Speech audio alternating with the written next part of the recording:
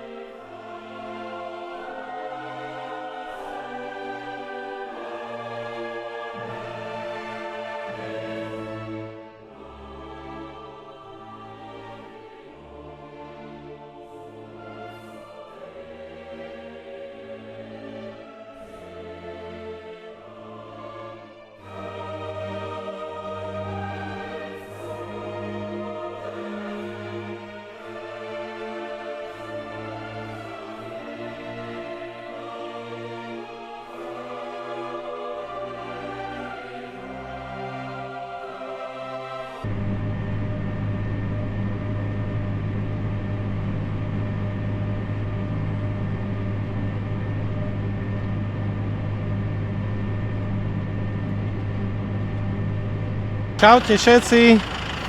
Viete, čo ma napadlo? Že ešte nikdy, kde som nebol na posede. Poďme sa pozrieť, ako to na takom posede vyzerá. Snad tu nebudú žiadni poľovníci. Ale tak je to na našom pozemku, len je to cudzí posed. Snáď hádam, nebudú mať problém s tým, že som sa išiel hore pozrieť. Nikdy som na takom nebol, ozaj. Teda aspoň si nepamätám. Ináč majú aj vykosené. Tak teraz sa mi stala tá najhlúpejšia vec. Akurát som vyšiel hore. Točil som tam video asi 5 minút, som točil video, rozprával som vám.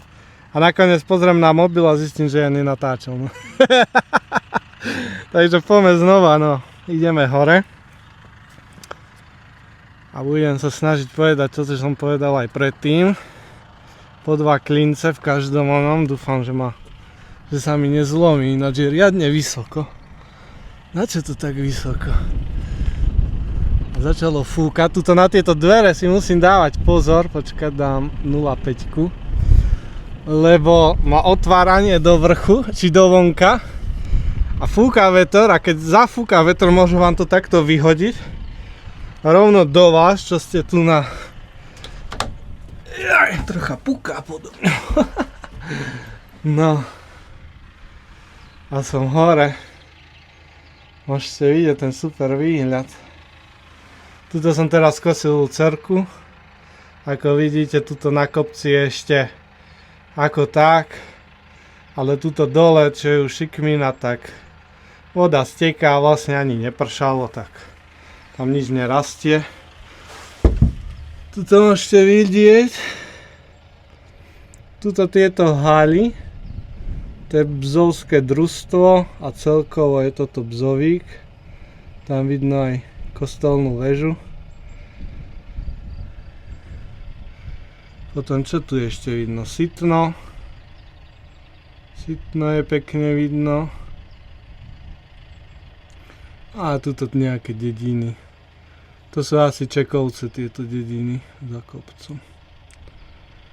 No, a ako môžete vidieť, skontrolujem, či sa mi to nahráva už konečne. Ako môžete vidieť, tak už mám konečne mikrofón. Našiel som za dobrú cenu, čisto nový, to je nejaký DJI Mic Mini.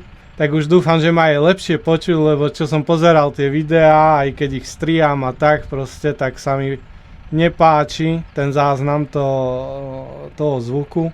Takže už dúfam, že to už bude všetko v poriadku. No a my sme začali kosiť lucerky, ďateliny, nejakú ráž. Začneme senážami, ináč toto je aj naša lúka, ako vidíte. Tak tu nič nerastie. Tuto je nejaký pásik, ako sa asi prešlo. To vyzerá na nejakú močovku, ako keby tu takto vyviezol. No a začneme ďatelinami a senážami. Máme toho nie veľa nejakých. Máme toho nejakých do 20 hektárov, čiže 15-20, ale tej hmoty není moc, aj na drone, čo môžete vidieť, že čo som točil. Tak tej hmoty je možno tretina oproti minulému roku. Ináč strašne tu fúka. Neviem prečo tu nedali, ja neviem, nejaké plexisklá alebo čo. Ale strašne tu bez čiapky, idem stadiaľ to head. Strašne tu fúka, takže prvýkrát som na nejakom takomto posede, ešte ozaj asi som nebol, nepamätám si, že by som bol na nejakom posede. Takže môžete vidieť, je to ako keby nový posed, ani neviem komu patrí, ale tak dobre ho postavili. Šroubov je tu ako v mojom bunkri pred 10 rokmi. Tiež som toľko šroubov dával. No nič, idem ja dole, snad nespadnem, ináč pozrite, aká je to výška. Na 5 metrov to je, kokos. Ináč ja mám strach z takýchto. Ak budete vidieť, joj, tento jeden schodík sa dá ako hompáľa. Zatvoríme. A im sem nezídu dáky nečakaní návštevníci. No, super ináč. To je asi dačím natreté toto nejakým, alebo opálené. Či? Neviem, čo myslíte, čo to je? Opálené či natreté? Vyzerá to ako natreté nejakým motorovým olejom. Ale skôr to vyzerá ako keby to aj opaľovali. Možno to aj opaľovali, kto vie. Ale tieto hlavné sú obyčajné dreva. Nejaký smrek jedľa alebo čo. Obyčajné hranoly, ako je to natreté, ale tu v zemi. Vlastne ako to je? Ty kokos, ono je to položené iba na kameňoch. Aj tam, aj tu na takých ploských kameňoch alebo betónoch. Aj tu je to na kameni. Čakaj, že si hlavu uderím. To by to bol povedal, že ono to... Ja som si myslel, že tie stojky sú až v zemi, ale ono je to len položené a zavetrené týmito zavetrovacími. Tie sú už do zeme uchytené. Aj tak Boh vie, či je to nejaká... Čo je to? Ale dobrý posed. Pôjde, počkať, idem takto, aby... Ináč mám okuliare, lebo Oskar svieti. Neskutočne svieti. A celý deň v tom skleníku není Boh vie čo.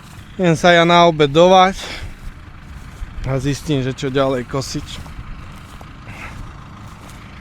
No vidíte. Čo to takáto lúka? Vlastne ono to není lúka, je to zasiata tráva, ale keď proste prší, tak je to tu. Tak je to tu aj popás. A teraz vidíte, no čo to. Tu ak bude jeden balík. Jeden, max 2 balíky tu budú. A ak chcete, môžeme si dať čo povedať o týchto kosačkách, len počkajte, vypnem traktor, nech je ma čo najlepšie počuť. No, takže vypol som traktor, nech je ma čo najlepšie počuť. Svetlá som zabudol, takže vpredu máme Krone kosačku EasyCut F320M. Má, asi je to už teraz 3. rok, čo ju používame. Perfektná kosačka dopredu. Môžete vidieť bubny. Raz, 2, 3, 4, 5, 6, 7 bubnov. Krásna. Ináč za 3 roky som ešte ani raz nemenil žiadne ložisko. Raz sa mi stalo, že asi na tomto druhom som chytil nejaké železo a proste striha taký kolik strižný a vtedy zabráni tomu, aby sa prestal točiť ten disk. Takže ináč bez problémov ide táto kosačka. Musím si poklepať na zuby. Zatiaľ bez problémov. Traktor Klas konečne opravený, chlapci z Klasu to zvládli, čiže paráda, chlapci. Bola tam riadiaca jednotka, niečo sa stalo, odišlo. Filter nevypaľoval, ale vyriešili to. Čo k tejto kosačke povedať? Nastavenú ju mám teraz extrémne vysoko, ako môžete vidieť na tomto 3. bode. V podstate výška sa nastavuje opačne ako u zadnej. Čiže tým, že stiahnete 3. bod, tak ju nakloníte. A tuto máte nejaký tlakomer pri tlaku, ako má kopírovať, nastavený pekne. A k tomuto nemáte čo veľmi. Parádna kosačka. Ak chcete kupovať kosačky, tak jedine Krone. My máme z Krone proste najlepšie skúsenosti, sú to kvalitné výrobky. Tuto bolo asi 600 kameňov, chytil som asi len jeden, lebo pre istotu som to nadvihol vyššie. Toto ináč je pole a tou bezorebnou sejačkou prisiatá lucerka. No a zadu máme tiež Krone EasyCut 320. Táto kosačka je ináč od asi ročník 2010. Čo povedať k nej? Tiež tu máme 7 bubnov. Ináč táto plachta je už vidno, že má 16 rokov. 16 odžila. Bolo by nejakú novú, ale peniaze hold nie sú na novú. Takže toto je zadná kosa. Tiež k nej nemám veľmi čo povedať, lebo úlohu plní, akurát na tejto zadnej odchádzajú trocha viac tie ložiska, ale tak to je aj náš problém, lebo proste kosíme čo kosíme. Toto bolo pole, nevyzbieraný kameň, iba bezorebnou sejačkou, čiže je tu nejaký kameň. A mám ju tiež nastavenú dosť vysoko, keď si pozrete, ako stojí.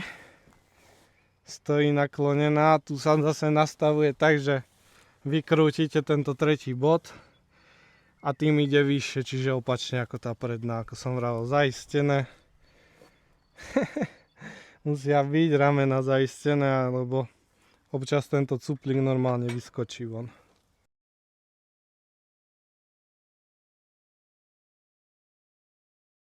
To je asi k týmto kosačkám všetko, však tu nemáme čo, bože.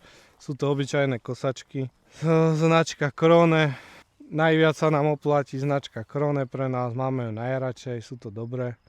Nie drahé kosačky, sú kvalitné, nemecké.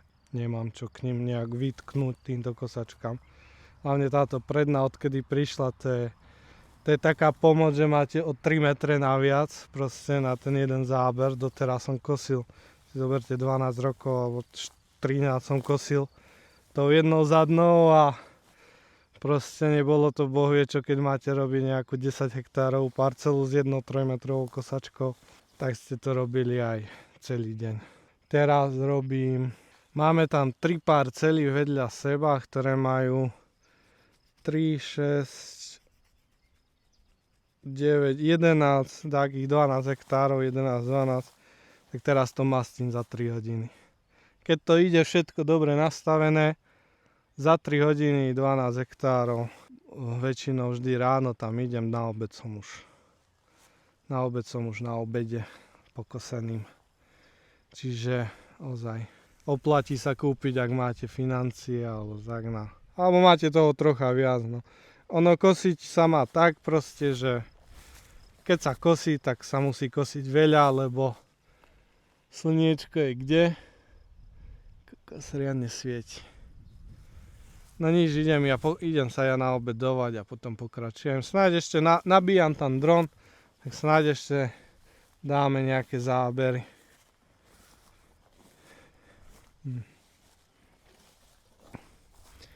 Easy Cut 2019, ale my sme ju kúpili asi 2022 prišla.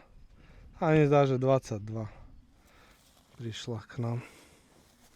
Tretia sezóna sa mi zdá. Tretia alebo štvrtá, no už nie som si istý. Chladiť som vyfúkaval ráno. No nič, idem ja pokračovať. Ináč ako môžete vidieť, není to sranda ísť s takouto kosačkou na takýchto cestách. Je za celú cestu. Čiže ozaj musím ísť opatrne, aby ak náhodou vyjde auto, aby sa stihlo vyhnúť aj on aj ja, lebo tá kosačka má 3 metre, no. Takže to nie je sranda po takýchto cestičkách. Ešte na normálnej ceste je to pohode, lebo sa zmestím do toho jedného pruhu, ale po takýchto cestách 3. triedy, no nie je to bohvie čo. A ešte tieto konáre mi tu chytajú do tej zadnej, tá je vysoko, neopíľujú, aj tu sú tak nízko. Vidíte? A nie, že by zastal.